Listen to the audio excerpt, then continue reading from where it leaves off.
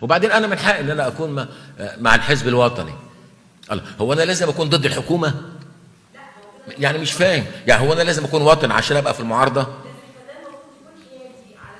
الله، انا كمواطن مصري انا ما فيش حد عمل افلام زي ضد الفساد وضد الحكومه، وانت عارفه كويس الافلام اللي انا عملتها حضرتك.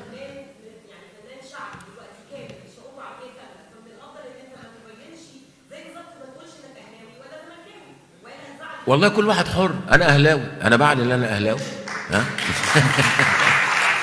هذا هو قدرنا.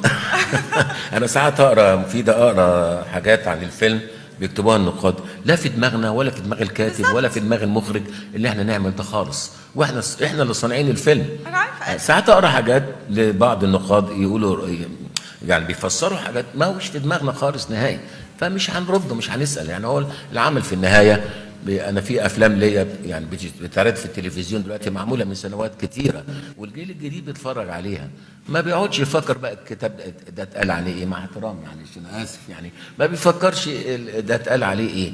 انما عاده احنا بيحصل عندنا ساعات نوع من الايه، يعني جلد الذات، ما تفهميش ليه. بينقوها بالدبوس زي ما بيقولوا، بينقوا الحاجات بالدبوس. مش بينقوها، هو بيفسروها على مزاجهم، خلاص هو حر، كل واحد حر، كل واحد حر. انا مهمتي نعم. ما بتتضايقش والله هي اصلي لا، انا الحاجه الوحيده ضايقني ان الفيلم يفشل، بس غير كده ما يعني كل واحد حر في وجهه نظره في بحاجه لفيلم كبير كعماره يعقوبيان. والله بص، اللي بيستفزنا او اللي بيخلي يجمعنا الموضوع الكتاب، يعني احنا ما كناش هنتجمع الا من خلال عماره يعقوبيان. اكتبوا لنا، احنا بنحتاج. انتوا ما حدش كلمنا على الكتابه، ما حدش كلمنا عن المؤلفين، ما حدش كلمنا عن التاليف، احنا ما بنالفش الكلام ده، احنا محتاجين لمؤلفين ومحتاجين لكتاب ومحتاجين لفكر يساعدنا احنا كمان يعني. نعم. لا يقرأوا؟ مين اللي قال لحضرتك كده؟ انت تعتقد ان الاستاذ محمود ياسين لا يقرأ؟ تعتقد الاستاذ نور الشريف هذا المثقف لا يقرأ؟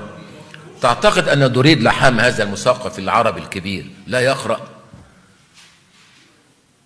هل تعتقد ده؟ لا ما تعممش حضرتك، ما تعمم. أنت قعدت معاهم الأغلبية؟ مش عارفك أنهم لا يقرأ، على الأقل بيقروا السيناريوهات اللي هم بيعملوها.